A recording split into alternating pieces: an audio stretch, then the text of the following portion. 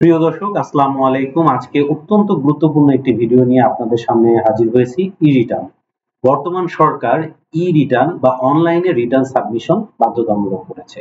অনলাইনে যদি আপনি রিটার্ন সাবমিশনটা নিজেই কমপ্লিট করতে পারেন, তাহলে আপনার ব্যক্তিগত তথ্য অন্য কেউ জানতে পারবে না এবং আপনার কোনো ধরনের টাকা পয়সা লাগবে না। এবং এই বিষয়টি অত্যন্ত সহজ।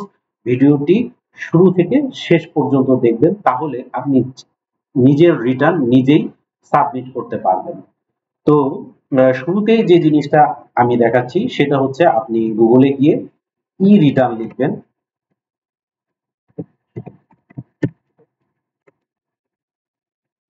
গুগল থেকে আমি সার্চ করছি ই রিটার্ন। এখন জাতীয় রাজস্ব বোর্ড বা এনবিআর এর পেজে নিয়ে গিয়েছে। এই যে মাঝখানের ই রিটার্ন, এই অপশনটাতে ক্লিক করবেন। এখানে আই এম অলরেডি রেজিস্টার্ড, আপনার যদি রেজিস্ট্রেশন করা থাকে তাহলে এই অপশনটিতে ক্লিক করবেন। আর যদি রেজিস্ট্রেশন না করা থাকে, I am not yet register, আমি ধরে নিচ্ছি আপনি এখনো রেজিস্ট্রেশন করেননি, তাহলে এই জায়গাটাতে ক্লিক করবেন, ওকে দিয়ে দিবেন। বাস, এইখানে দেখেন টিন নাম্বারটা চাচ্ছে, অর্থাৎ আপনার দেখবেন 12 সংখ্যার একটা টিন নাম্বার আছে, সেই টিন নাম্বারটি এখানে টাইপ করবেন। এখানে টাইপ করার পর ধরেন আমি ধরে নিচ্ছি 785237438669, এরকম 12 ডিজিটের একটা পিন নাম্বার আপনার টিন নাম্বার আপনার থাকবে। তো এই টিন নাম্বারটা দিবেন। দেওয়ার পরে এইখানে আপনার ভ্যালিড মোবাইল নাম্বার দিতে হবে। এখানে সতর্কতা হচ্ছে, আপনার এনআইডি বা জাতীয় পরিচয়পত্র দিয়ে যে সিম নাম্বারটা রেজিস্ট্রেশন করা আছে সেই সিম নাম্বারটা দিবেন, এবং যেটি দ্বারা আপনি টিন খুলেছিলেন সেই মোবাইল নাম্বারটা এখানে দিতে হবে। দেওয়ার পরে এই যে ক্যাপচা অপশন, ক্যাপচাতে ক্যাপচাগুলো লিখবেন, ভেরিফাই লিখবেন, একটা ওটিপি আসবে, বা সিম্পল রেজিস্ট্রেশন সম্পূর্ণ হয়ে যাবে।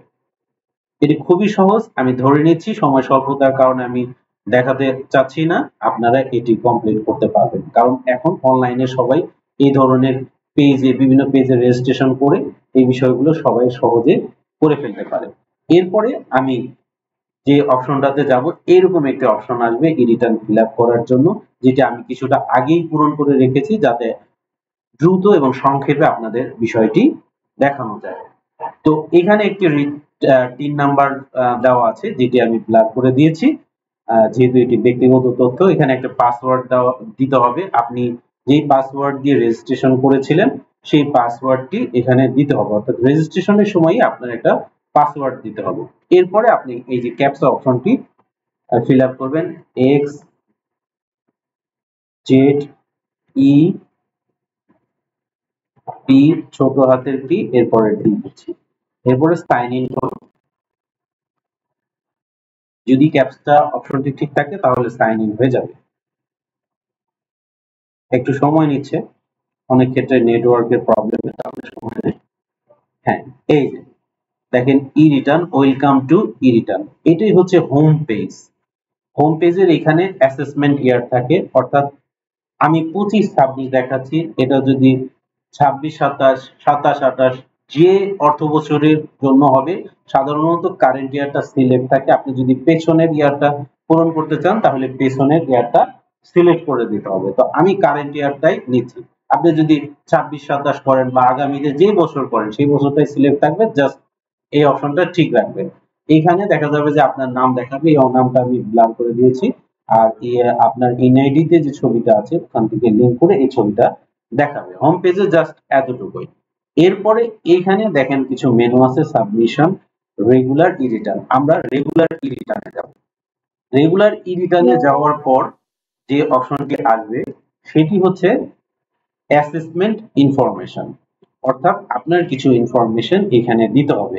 অর্থাৎ অ্যাসেসমেন্ট ইয়ার কত, এখন অ্যাসেসমেন্ট ইয়ার হচ্ছে 25-26, অর্থাৎ ডিফল্ট এই 25-26 থাকে। ইনকাম ইয়ার, এগুলো আপনি কোনো কিছুই করবেন না।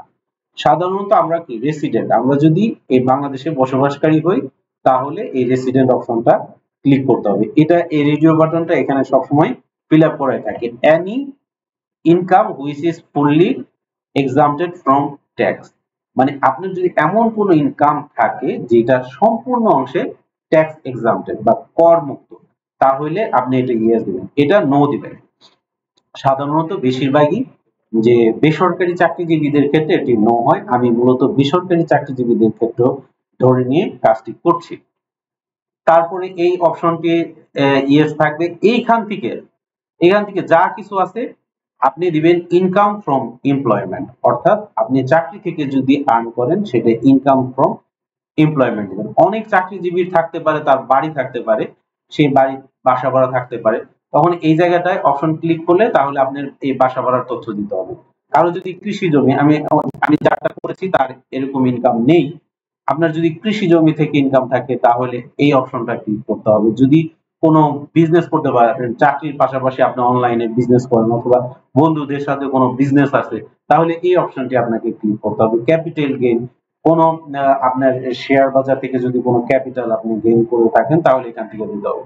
ইনকাম ফ্রম ফিনান্সিয়াল অ্যাসেট, অর্থাৎ আপনার যদি সঞ্চয়পত্র ডিপিএস থেকে কোনো ধরনের ইনকাম থাকে তাহলে এই অপশনটি আপনাকে ক্লিক করতে হবে। ইনকাম ফ্রম আদার্স, অর্থাৎ উপরে যে কোনো ক্রাইটেরিয়া গুলো রয়েছে তার কোনোটাতে আপনার ম্যাচ করছে না, এর বাইরেও আপনি কোনোভাবে আর্ন করেছেন। ধরেন আপনি কোনো ট্রেনিং করালেন, সেখান থেকে কোনো আর্ন করেছেন, অথবা আপনি কোনো সার্ভিস দিয়েছিলেন, সেই সার্ভিস থেকে কিছু আর্ন করেছিলেন, সেটা এখানে দিতে হবে। তো সাধারণত ইনকাম ফ্রম এমপ্লয়মেন্টই থাকে, আর সর্বোচ্চ থাকে হচ্ছে ফিনান্সিয়াল অ্যাসেট, অর্থাৎ সঞ্চয়পত্র থাকে চাকরিজীবীদের অথবা ডিপিএস থাকে, সেখান থেকে যদি কিছু আর্ন হয়ে থাকে তাহলে এখানে ক্লিক করবেন, আর যদি আর্ন না হয়ে থাকে তাহলে ক্লিক করার দরকার নাই। এরপর save and continue, just save and continue. দেখেন এই জায়গাটা খুবই গুরুত্বপূর্ণ, location of main source of income, অর্থাৎ আপনি কোন লোকেশন থেকে ইনকাম করেন, অর্থাৎ আপনি যে প্রতিষ্ঠানে জব করেন তার লোকেশন কোথায় সেই লোকেশনটা দিতে হবে। দেখা গেছে Dhaka city corporation, north city কর্পোরেশনের মধ্যে হলে ঢাকা নর্থ সিটি কর্পোরেশন দিতে হবে, ঢাকা সাউথ সিটি কর্পোরেশনের মধ্যে দিকে হলে সাউথ সিটি কর্পোরেশন দিতে হবে, চিটং সিটি কর্পোরেশন থেকে হলে চিটং সিটি, এর বাইরে হইলে আদার সিটি কর্পোরেশন, অর্থাৎ আমি যাটি ফিল আপ করছি তার এনি আদার এরিয়া এই অপশন, অর্থাৎ সিটি কর্পোরেশনের বাইরে, অর্থাৎ ওনার ইনকাম সোর্সটা হচ্ছে ইউনিয়ন পরিষদ, এরকম একটি জায়গা থেকে ওনার ইনকাম সোর্স আসে। Claim tax rebate for investment, অর্থাৎ আপনি যদি রিবেট এই অপশনটা ইয়েস দিবেন, অর্থাৎ আপনার যদি সঞ্চয়পত্র থাকে বা পিএফ থাকে তাহলে আপনি অবশ্যই কিছু রিবেট পাবেন, যে কারণে এখানে ইয়েস দিবেন। আর এইখানে দেখেন আছে গ্রস ওয়েলথ ওভার 50 লাখ, অর্থাৎ আপনি যদি 50 লাখ টাকার উপরে গ্রস ওয়েলথ মোট সম্পদ থাকে, সবকিছু সোনা দানা আসবাবপত্র জমি জমা মিলায় যদি 50 লাখ টাকার উপরে আপনার সম্পদ থাকে তাহলে ইয়েস দিবেন। এটা অনেকে ইয়েস দিতে ভয় পায়, কোনো সমস্যা নাই, ইয়েস দিলে। আর যদি আপনার সম্পদ 50 লাখ টাকার নিচে থাকে তাহলে নো দিবেন। যদি কোনো কার থাকে তাহলে ইয়েস দিবেন। আর কোনো প্রপার্টি থাকলে এগুলো পড়ে দেখবেন, এই প্রপার্টি গুলো যদি থেকে থাকে ইয়েস দিবেন, জাস্ট কন্টিনিউ। দেখেন এইখানে এই অপশনটা আছে, এই অপশনটা এরকম ভাবে থাকবে না। আপনি যেহেতু আমি প্রাইভেট চাকরির ক্ষেত্রে দিচ্ছি, তাহলে প্রাইভেট সার্ভিস অপশনটা ক্লিক করার সাথে সাথে এই যে আপনার নেম অফ এমপ্লয়ার, আপনি যে অর্গানাইজেশন জব করেন সেই অর্গানাইজেশনের নাম, আপনার ডেজিগনেশন লিখতে হবে, আমি লিখে রেখেছি আগেই দ্রুত দেখার জন্য। এইখানে কিছু অপশন আসবে, বেসিক স্যালারি, হাউস রেন্ট, এগুলো আপনার প্রতিষ্ঠান যে স্যালারি সার্টিফিকেট দিবে সেখানে উল্লেখ থাকবে, এগুলো এখান থেকে দেখে দেখে বসাবেন। কনভেন্স অ্যালাউন্স, বোনাস, কোন এরিয়ার ছিল কিনা, লিভ অ্যালাউন্স যেমন উনি আর্ন লিভ বা অ্যানুয়াল লিভ এর টাকা পেয়েছেন সেটি এখানে ইনক্লুড করা হয়েছে। এরপরেও যদি আপনার আরো কোনো অপশন থেকে থাকে তাহলে অ্যাড মোর, এখানে ক্লিক করলে এখান থেকে দেখবেন অনেক অপশন আছে। এরপরেও কোনো অপশন যদি আপনার ম্যাচ না করে তাহলে আদার অপশন দিয়ে আপনি এটি ফিল আপ করতে পারবেন। এরপরে আপনি এটাকে save and continue, save and continue দিয়ে আমি বলবো একটু ট্রিক্স শেখাই দিই। ব্যাকে আসবেন, ব্যাকে আসার পরে এমপ্লয়মেন্ট সামারি এই জায়গাটাতে ক্লিক করবেন। এই জায়গাটায় ক্লিক করে মিলিয়ে নেবেন আপনার স্যালারির যে সার্টিফিকেট বা স্টেটমেন্ট দিছে সেই স্টেটমেন্টের সংখ্যার সাথে আপনার টোটাল অ্যামাউন্ট মিলেছে কিনা। যদি মিলে যায় তার মানে আপনি সঠিকভাবে জিনিসটা ফিল আপ করছেন। অর্থাৎ আপনার এখানে কত টাকা ট্যাক্স এক্সাম্পটেড অ্যামাউন্ট হবে সেটা কিন্তু অটো ক্যালকুলেশন করে দিয়েছে। অর্থাৎ এখানে দেখাচ্ছে 2,78,453 টাকা সে ট্যাক্স এক্সাম্পটেড হয়েছে, আর ট্যাক্স পে করতে হবে হচ্ছে 5,56,905 টাকার উপর। অটোমেটিক এই জিনিসটা চলে এসেছে, যেটা আগে অনলাইনে পূরণ না করলে এক্সেলে হিসাব কিতাব করে জিনিসটা করা লাগে। এরপরে দেখেন উনি রিবেট, এই রিবেট অপশনের ঘরে এসেছে, অর্থাৎ ওনার রিবেট পাওয়ার জন্য ওনার একটা ডিপিএস আছে। এই যে ডিপিএস স্ক্রিন, এই যে এরকম এরকম অপশন থাকবে। এই যে দেখেন এখানে যদি আপনি শেয়ার বাজারের কোনো তথ্য থেকে থাকে তাহলে ক্লিক করলেই এটা এক্সপান্ড হয়ে যাবে, অথবা অপশন আসবে। এখানে আমি দেখাচ্ছি না। এরকম লাইফ ইন্স্যুরেন্স থেকে থাকলে এরকম লাইফ এলিগো লিখলেন, ইন্স্যুরেন্স কোম্পানির নাম লিখলেন, পলিসি ভ্যালু লিখলেন, কত টাকা দিয়েছেন, এরকম দিতে পারবেন।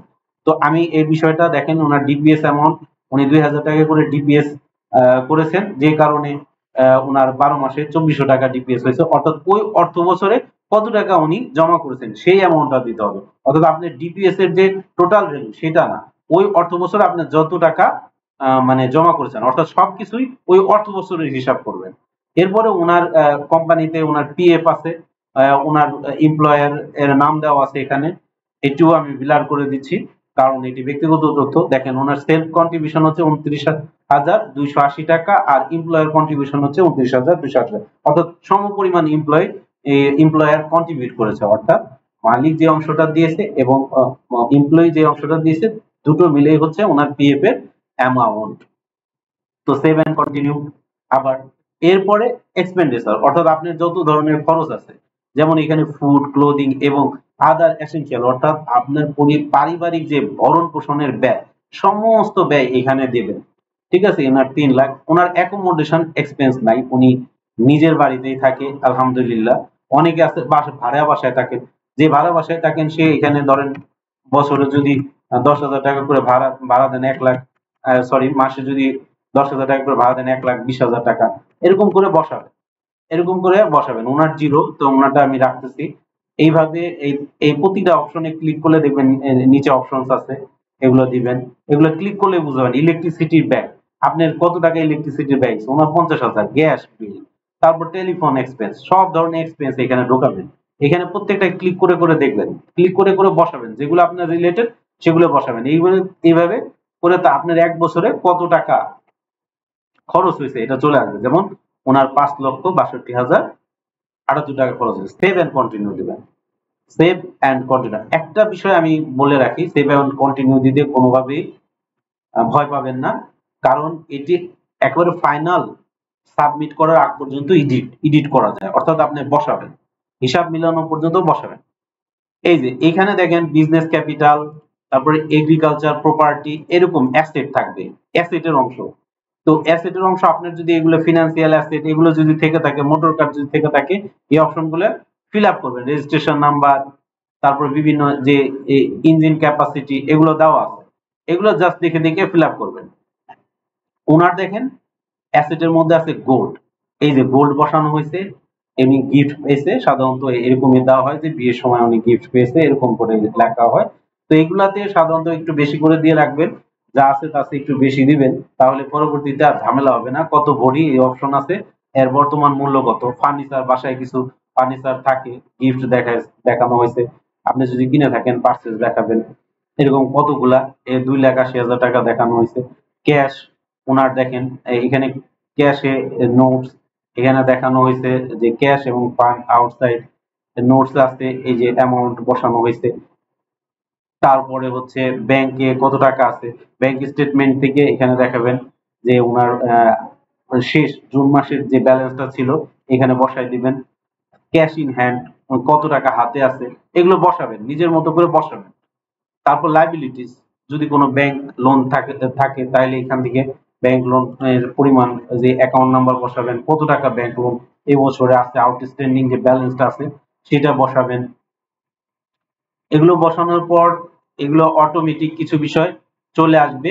আর যদি গতবার দেওয়া থাকে, গতবার আগে থেকে ফিল আপ করা থাকে, ইম্পোর্ট অ্যান্ড অটোফিল এই অপশনে ক্লিক করলে অটোমেটিক, মানে আপনি যদি এই বছর প্রথমবার বসান, পরের বছর যদি জাস্ট এই ইম্পোর্ট অ্যান্ড অটোফিল অপশনে ক্লিক করেন, তাহলে গত বছর কি বসাইছিলেন অটোমেটিক এই জিনিসগুলো বসে যাবে এবং চলে আসবে। এই জায়গা থেকে আপনি জাস্ট একটু বাড়াইলেন কমাইলেন, এই আপনার যে রিকোয়ারমেন্ট আছে সেই অনুযায়ী করেন।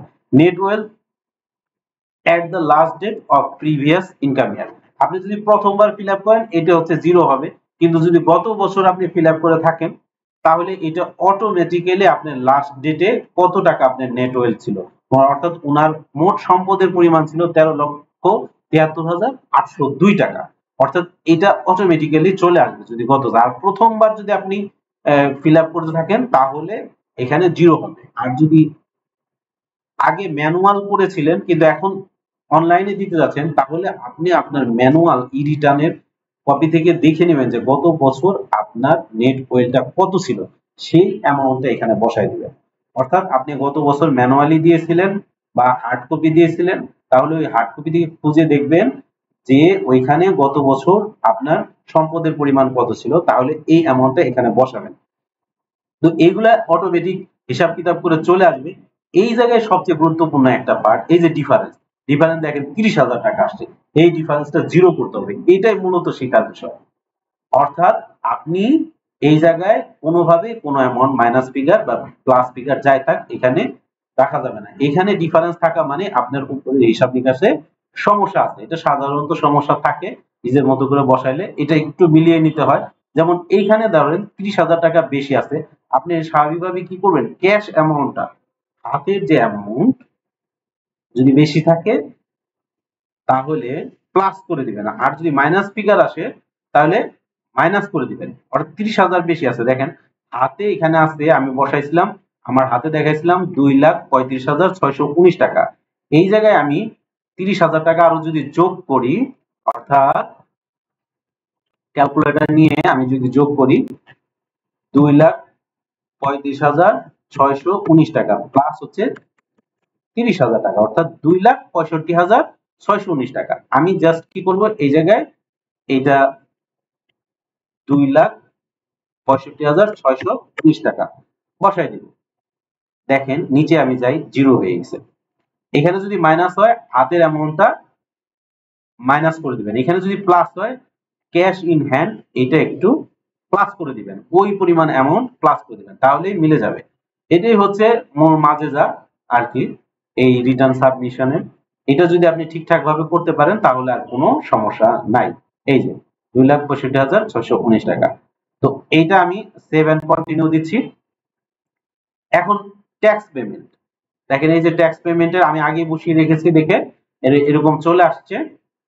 Total amount payable rebate Tibet দিয়ে ওনার 3,307 টাকা হয়েছে, আর উনি সোর্স ট্যাক্স অর্থাৎ স্যালারির সময় কোম্পানি থেকে কেটে রেখেছে 4,008 টাকা। অর্থাৎ বেশি যদি হয় এটা আপনি সামনে বছর আবার ক্যারি ফরওয়ার্ড করতে পারবেন, অ্যাডজাস্ট করতে পারবেন। যেমন গত বছর উনি বেশি দিয়েছিল 159 টাকা, সেটি এখানে অ্যাডজাস্ট করা হয়েছে। অর্থাৎ ওনার টোটাল পেমেন্ট হয়েছে 4,167 টাকা। অর্থাৎ ওনার পেয়েবল অ্যামাউন্ট ছিল, অর্থাৎ ওনাকে পে করতে হতো 3,307 টাকা, সেই জায়গায় উনি করেছে 4,167 টাকা। অর্থাৎ রিফান্ডেবল অ্যামাউন্ট হয়েছে 860 টাকা। অর্থাৎ এই অ্যামাউন্টটা কিন্তু উনি আবার পরবর্তী বছর অ্যাডজাস্ট করাতে পারবে, যেটা এই যে এই অ্যামাউন্টটা যেমন এর আগের বছর এটা অ্যাডজাস্ট করে দেওয়া হয়েছে। তো এই জায়গাটায় আপনি কিভাবে আসবেন, এইটাই হচ্ছে একটা টেকনিক। এই জায়গায় মনে রাখবেন, এই যে আপডেট ট্যাক্স পেমেন্ট স্ট্যাটাস, এই জায়গাটাতে ক্লিক করবেন। এই জায়গাটায় ক্লিক করলে সে আপনাকে ভিন্ন একটা পেজে নিয়ে যাবে, যেখানে আপনি ট্যাক্স দাবি করতে পারবেন। এই যে ক্লেম সোর্স ট্যাক্স, অর্থাৎ আপনি বেসরকারি চাকরিজীবী হইলে, সরকারি চাকরিজীবী হলে এই যে আইবাস অপশন ক্লিক করে করতে হবে। আমি এটা দেখাচ্ছি না, অন্য একটা ভিডিওতে দেখাতে চেষ্টা করব। স্যালারি আদার্স, এটাই হচ্ছে বেসরকারি চাকরিজীবীদের জন্য, এইখানে ক্লিক করতে হবে। এইখানে ক্লিক করে এইখানে দেখবেন যে ডিপোজিট অথরিটি, অর্থাৎ আপনি যে কোম্পানিতে আছেন সেই কোম্পানির নাম এবিসি কোম্পানি দিলেন, ঠিক আছে, এরকম দিবেন। দেওয়ার পর এখানে দেখবেন চালান, ওইখানে একটা রেফারেন্স নাম্বার থাকবে, ওই চালান কপি থেকে রেফারেন্স নাম্বারটা বসাবেন। যদি না থাকে এটা ম্যান্ডেটরি না, এটা না দিলেও সমস্যা নাই। এরপর চালান নাম্বার, এটা অবশ্যই দিতে হবে, চালান নাম্বার ছাড়া আপনি এটা সেভ করতে পারবেন না। এখানে দেখবেন কি চালান নাম্বার, চালান কপিতে চালান নাম্বার দেওয়া আছে। এরপর আছে চালান অ্যামাউন্ট, অর্থাৎ চালানের টোটাল অ্যামাউন্ট, সবাই মিলে যে অ্যামাউন্টটা ধরেন 5 লক্ষ 10 লক্ষ ওই কোম্পানি একসাথে দিছে, ওই অ্যামাউন্টটা হবে, আপনার অ্যামাউন্ট না। ধরেন ব্যাংকের নাম ধরেন সোনালী ব্যাংক, সাধারণত সোনালী ব্যাংকে জমা দেওয়া হয় সোনালী ব্যাংক, হ্যাঁ। এরপরে রেফারেন্স ডেটটা দিবেন হচ্ছে চালান যে তারিখে দেওয়া হয়েছে সেটাই রেফারেন্স ডেট, এবং চালান ডেট একই সেম দিবেন। ক্লেম অ্যামাউন্ট হচ্ছে আপনি ওই মাসের জন্য কত টাকা দিয়েছিলেন, অর্থাৎ ধরলাম আপনি 417 টাকা দিয়েছিলেন, তাহলে 417 টাকা সোনালী ব্যাংকের কোন ব্রাঞ্চে এই টাকাটা দেওয়া হয়েছিল, অর্থাৎ চালানটা করা হয়েছিল, সেই ব্রাঞ্চের নাম লিখবেন। এটা সেভ দিবেন। সেভ দিলে যে নিচে দেখেন ওনার গুলো আমি করে রাখছি, প্রত্যেকটাই এই যে সেভ হয়ে হয়ে চালান, এই যে চালান অ্যামাউন্ট এত আর উনার নিজের অ্যামাউন্ট এত, চালান অ্যামাউন্ট এত, নিজের অ্যামাউন্ট, এরকম করে 12টা মাসের আসবে। আর কোনোটা যদি ভুল হয় জাস্ট ডিলিট অপশন দিয়ে আবার ফিল আপ করবেন, ঠিক হয়ে যাবে। এইভাবে করলে ওইখানে ওই যে পেজটা প্রথমে দেখাইছিলাম ওই পেজটাতে অটোমেটিক চলে আসবে। আর একটা গুরুত্বপূর্ণ বিষয়, যেমন গত বছরেরটা যদি অ্যাডজাস্ট করতে চান, এই যে অ্যাডজাস্ট রিফান্ড অ্যামাউন্ট, এই যে দেখেন ওনারটা আমি অ্যাডজাস্ট করছি, এইখানে আগের অ্যাসেসমেন্ট ইয়ারটা চলে আসবে, অটোমেটিক এটা থাকবে। অর্থাৎ আপনি এক বছর আগেরটাই অ্যাডজাস্ট করতে পারবেন। আপনি গত বছরের যে রিটার্নটা দিয়েছিলেন তার রেফারেন্স নাম্বার অথবা রেজিস্ট্রেশন নাম্বার, অর্থাৎ অনলাইনে দিয়ে থাকলে দেখবেন একদম রিটার্নের যে আপনার রিটার্নের কপি তার শুরুতেই রেজিস্ট্রেশন নাম্বারটা রয়েছে, এটি বসাবেন। আপনার ট্যাক্স জোন কোথায়, যদি ঢাকা হয় ঢাকা বসাবেন। তারপরে ডেট অফ সাবমিশন, ওই রিটার্নটা গত বছরের রিটার্নটা কবে সাবমিট করছিলেন ওইটা রিটার্নের শুরুতেই দেওয়া আছে, একটা ঘর করে দেওয়া থাকে কোন সার্কেলে, এগুলো বসাবেন। রিফান্ড অ্যামাউন্ট কত, ক্লেম অ্যামাউন্ট কত। রিফান্ড অ্যামাউন্ট ধরেন 5,000 থাকলে আপনি ক্লেম অ্যামাউন্ট 5,000ই করবেন, সেভ দিবেন, বাস সেভ হয়ে যাবে। এরপরে এই অপশনটাতে যাবেন, এতে পেমেন্ট সবচেয়ে নিচের অংশটা, পেমেন্ট ট্যাক্স স্ট্যাটাস, আপনি যা যা ফিল আপ করলেন এখানে দেখাবে। এখান থেকে গো টু ই রিটার্ন, অর্থাৎ আগের জায়গায় ফিরে যাবেন। ওই যে অন্য একটা পেজে যে নিয়ে গেছিল সেখান থেকে আপনি আবার ই রিটার্নে ফেরত আসতেছেন। একটু ধৈর্য ধরেন, এই যে চলে আসছে। চলে আসার পরে দেখবেন হিসাব কিতাব করে এইখানে যদি পেয়েবল অ্যামাউন্ট থাকে তাহলে আপনাকে এটা পেমেন্ট করতে হবে, অর্থাৎ পেমেন্ট করার অপশন আসবে।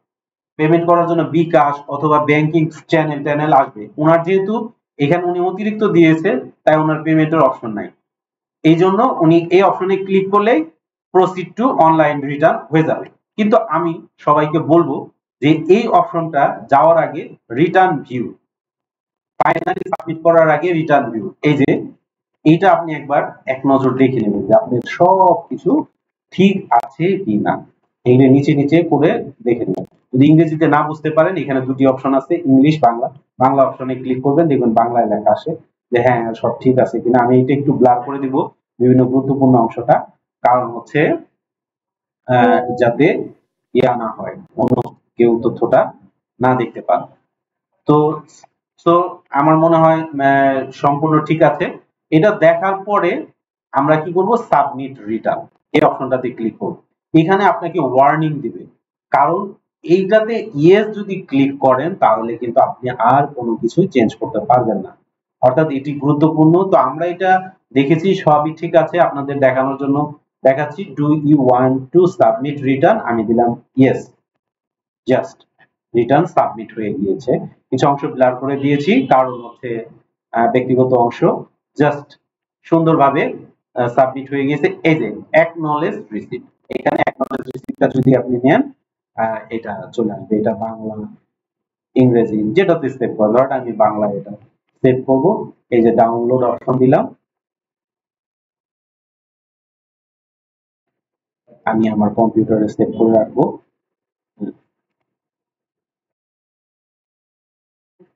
অ্যাকনলেজ, এটা হচ্ছে 25-26-এর, আমি ধরেন ডেস্কটপে সেভ করে রাখলাম, এটা ভবিষ্যতে আমার কাজে লাগবে। আর এরপরে আরো যদি আমি ট্যাক্স রেকর্ড গুলো রাখতে চাই, যেমন এখান থেকে আমার টিন সার্টিফিকেট আমি যদি আবার ডাউনলোড করে রাখতে চাই তাহলে চলে আসবে। এরপরে যদি আমি রিটার্নের কপিটা, হ্যাঁ আমি রিটার্নের কপিটা আমি আসলে সেভ করে রাখতে চাই, সেই ক্ষেত্রে এই যে দেখাচ্ছে রিটার্ন সুন্দরভাবে চলে এসেছে। অনলাইনে সাধারণত অনলাইন নিজেই আপনাকে ভুল করতে দিবে না, অর্থাৎ কনফিডেন্টের সাথে নিজেরটা নিজেই পূরণ করার করুন। আর যদি কোনো কিছু বুঝতে না পারেন আমার লিংকে কমেন্ট করবেন, আমি চেষ্টা করব আপনাদেরকে সাহায্য করার জন্য।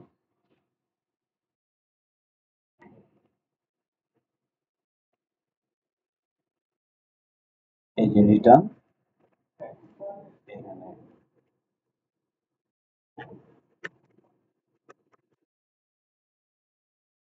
সেভ করে রাখলাম ভবিষ্যতে। এছাড়াও আপনি নিজে যে কোনো সময় লগ ইন করে এই তথ্যগুলো নিতে পারবেন। হ্যাঁ, সার্টিফিকেট, এখানে সার্টিফিকেট আলাদাভাবে আনার প্রয়োজন হয় না, অনলাইনে দেওয়ার এটা একটা খুবই মানে চমৎকার একটা জিনিস। এইখানে দেখেন এই যে সার্টিফিকেট আছে, আপনি যদি আপনার টোটাল ইনকাম দেখাতে চান, দেখেন নিচে চলে আসতেছে, এই যে আমি এই চলে আসতেছে টোটাল ইনকাম কত টাকা শো করা হয়েছে, চলে আসতেছে। হ্যাঁ, তারপরে নেট ওয়েলথ, আপনার মোট সম্পদের পরিমাণ, তারপর কত টাকা ট্যাক্স পে করছেন, এগুলি চলে আসছে। এগুলো যদি না দেখাতে চান তাহলে এগুলো ছাড়াই সেভ করবেন। তো ধন্যবাদ সবাইকে, আশা করি এখন আপনি নিজেই আপনার রিটার্নটা সাবমিট করতে পারবেন। আবারও অসংখ্য ধন্যবাদ। আসসালামু আলাইকুম।